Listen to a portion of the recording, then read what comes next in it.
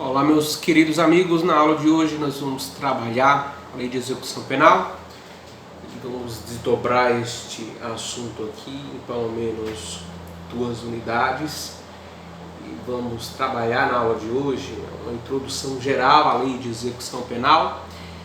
Vamos abordar alguns princípios, a finalidade da LEP, algumas modificações que devem ser analisadas desde já pela Lei 13.964 de 2019 e a partir daí nós vamos trabalhar também algumas outras questões que vocês devem estar a par. Inicialmente, se nós formos analisar a Lei de Execução Penal, as pessoas elas poderiam ter uma falsa noção e pensar que o juiz das execuções penais ele teria uma função principal administrativa. E não é nada disso. A função do juiz na lei de execução penal, no processo de execução, é uma função jurisdicional. Isto porque existe dispositivo na LEP que trabalha esta informação que eu estou falando para vocês, né? Nós temos o artigo 2º e o artigo 194 da Lei de Execução Penal que trabalha essa questão. O artigo 2º diz: a jurisdição penal dos juízes ou tribunais da justiça ordinária em todo o território nacional será exercida no processo de execução na conformidade desta lei e do Código de Processo Penal. E o 194 diz que o procedimento correspondente às situações previstas nesta lei será judicial, desenvolvendo-se pelo juízo da execução. Então, a função não é uma função administrativa, e sim uma função jurisdicional. Estamos bem em relação a isso? A lei de execução penal, ela vai ser usada, ela vai ser aplicada tanto para o preso definitivo como para o preso provisório em alguns aspectos. Se nós analisarmos o artigo 1º da Lei de Execução Penal, a priori nós vemos 2 finalidades bem claras, né? Diz o seguinte: a execução penal tem por objetivo efetivar as disposições de sentença ou decisão criminal, primeiro, e proporcionar condições para a harmônica integração social do condenado e do internado. Então, nós temos aqui 2 finalidades bastante nítidas. A primeira é a finalidade retributiva, ao mal da conduta, ao mal da pena, ou então é possível a aplicação de uma medida de segurança. Aqui a pessoa internada. Então, eu vou efetivar os dispositivos da sentença condenatória e aplicar a pena a este indivíduo, ao apenado, e eu vou efetivar a decisão judicial de absolvição imprópria, que aplicou medida de segurança, agora sim, a pessoa internada. Estamos bem em relação a isso? Esta é a finalidade retributiva. A finalidade preventiva, claro, quando eu falo em aplicação de medida de segurança, desde aqui já nasce uma finalidade preventiva. Mas a finalidade preventiva, que de cara nós podemos identificar na LEP, é a prevenção especial, positiva e negativa. Você estudou lá em Direito Penal 2 que a pena tem uma finalidade retributiva e preventiva. A finalidade preventiva ela pode ser geral, que estará voltada para a sociedade, positiva, que seria a reafirmação do direito penal.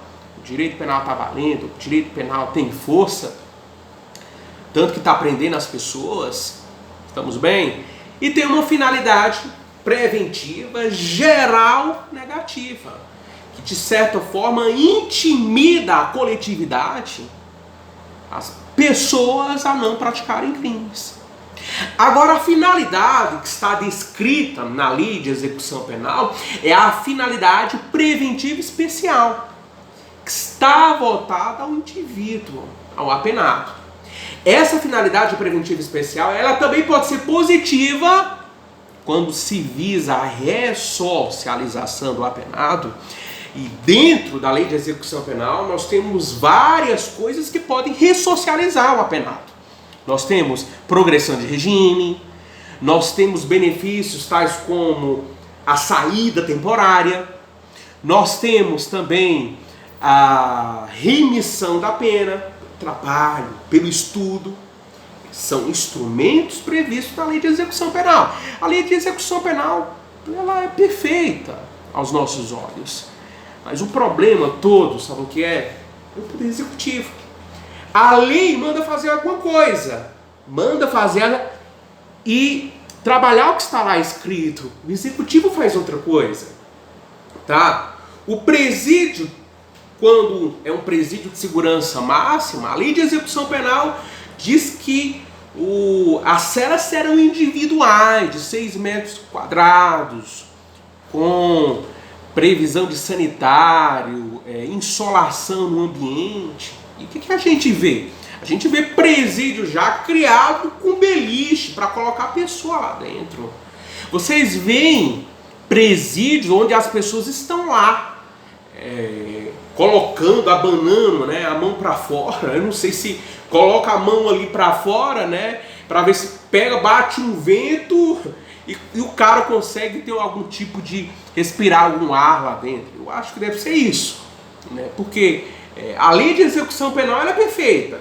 O problema nosso é a aplicação da lei por parte do Poder Executivo. Por mais que o judiciário ele tente a forçar por meio de decisões judiciais, o cumprimento da lei de execução penal está longe disso ser cumprido. Inclusive o nosso sistema ressocializador não funciona, né? Inclusive esta função da pena, eu digo mais ainda, como função ressocializadora, ela é falida, tá?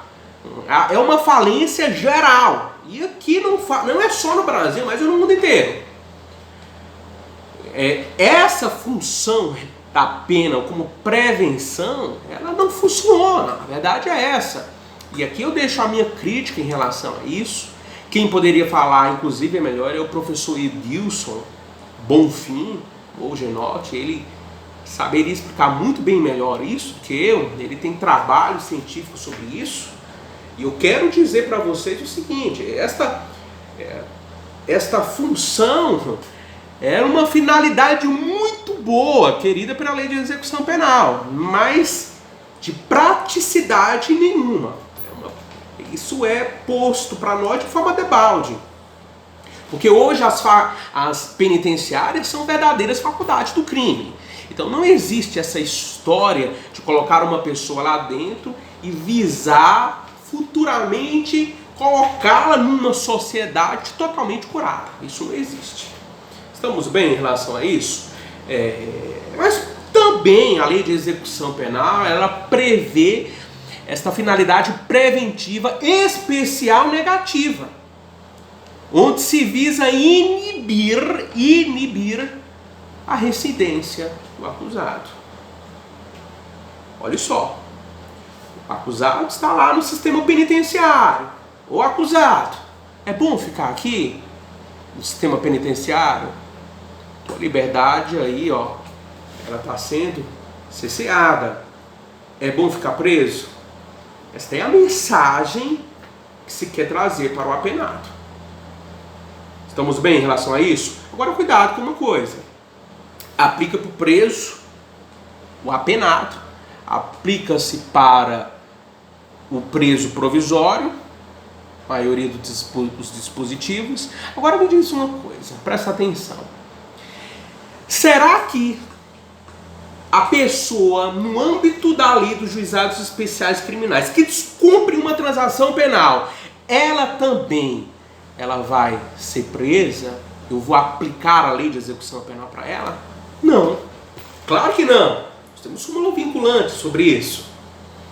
O Ministério Público, o advogado, estará habilitado, estará apto a propor a denúncia ou a queixa-crime se tratando do advogado.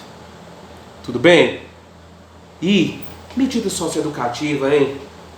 Será que as medidas socioeducativas são aplicadas à luz da lei de execução penal? Não, não são. Eu vou aplicar a lei do SINASE, e o Estatuto da Criança e do Adolescente. Estamos bem? Então cuidado com isso. Visto estas situações aqui assim, nós temos vários princípios dentro da lei de execução penal. O princípio da legalidade, ele tem previsão no artigo 3º da LEP, tá? Dizendo que o apenado ele tem todos os direitos que não foram atingidos pela decisão judicial e pela sentença condenatória. Então, ter direito ele tem, tanto que nós temos rol exemplificativos de direitos do apenado. Estamos bem? Nós temos o princípio da igualdade, que está previsto no parágrafo único do artigo 3º da Lei de Execução Penal. Não haverá qualquer distinção de natureza racial, social, religiosa ou política. Agora tem que ter cuidado com isso. Distinção de natureza sexual eu posso fazer, não vou colocar dentro do mesmo presídio homens e mulheres. Distinção em razão da idade, isso é possível fazer. Então, até dentro do mesmo presídio, eu não posso colocar indivíduos apenados que cometeram crimes sexuais alojados com pessoas aqui que praticaram outros crimes comuns. Lá dentro vai ser aplicado, que nós vamos ver aqui, próximo princípio, que é o princípio da individualização da pena. Você sabe que esse princípio da individualização da pena ele é voltado para o legislador, para o juiz sentenciante e também para o juiz das execuções penais e também para todo o sistema de execução penal. Tanto que dentro da lei de execuções penais, nós temos aqui dentro o que nós chamamos de comissão técnica de classificação, presidida pelo diretor do presídio. Nós temos 2 chefes de serviços, um psicólogo, um psiquiatra e um assistente social. Esta comissão ela vai procurar traçar um plano individual para cada pessoa. Eles vão tentar levantar, através de dados, a personalidade do indivíduo. Então vai fazer estudos, eles podem coletar dados, requisitar dados em instituições, vai procurar saber se essa pessoa ela já tem uma profissão, se ela é dedicada aos estudos, se ela não é. E fazendo assim, eles vão procurar colocar eles na cela determinada, vai procurar elaborar um plano de ressocialização para essa pessoa. Então dará mais estudos para poder a pessoa remir mais a pena dela, ou poderá sugerir o trabalho para essa pessoa, coisa desse tipo, coisas relacionadas a isso. Estamos bem? Então se a pessoa inclusive ela não tem determinados documentos como CPF, carteira de trabalho, então eles já vão tentar providenciar isso, passar esse assunto para assistência social e trabalhar essa questão com eles.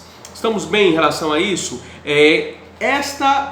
Este exame de classificação feito pela essa comissão técnica de classificação nada tem a ver com o exame criminológico, tá? Exame de classificação, que é próprio desta comissão, ela é feita quando o apenado entra no sistema carcerário. Aí sim é feito este procedimento. O exame criminológico, ele é elaborado, em regra, quando o juiz exige para fins de progressão de regime. Então, em alguns casos, principalmente quando o crime envolve violência ou grave ameaça à pessoa, o juiz ele exige de forma fundamentada o exame criminológico.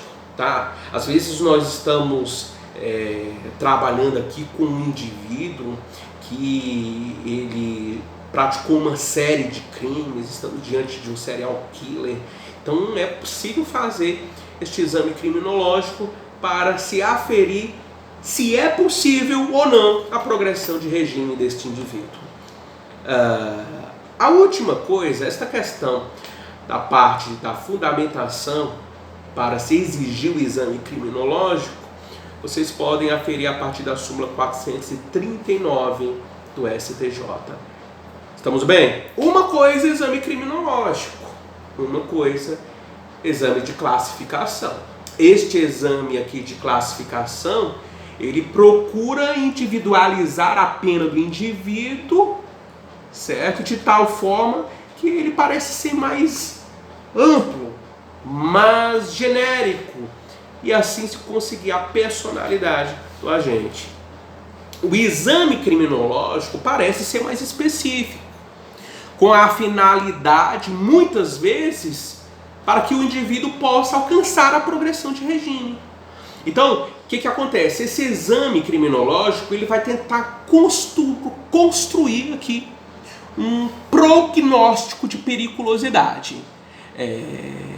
Compensa que este indivíduo progrida de regime? Não vai causar nenhum perigo para a sociedade? Então, assim, sempre olhando para o futuro. É nesse sentido. Última coisa da aula de hoje: identificação de perfil genético, previsão no artigo 9º-A da Lei de Execução Penal. Muitas vezes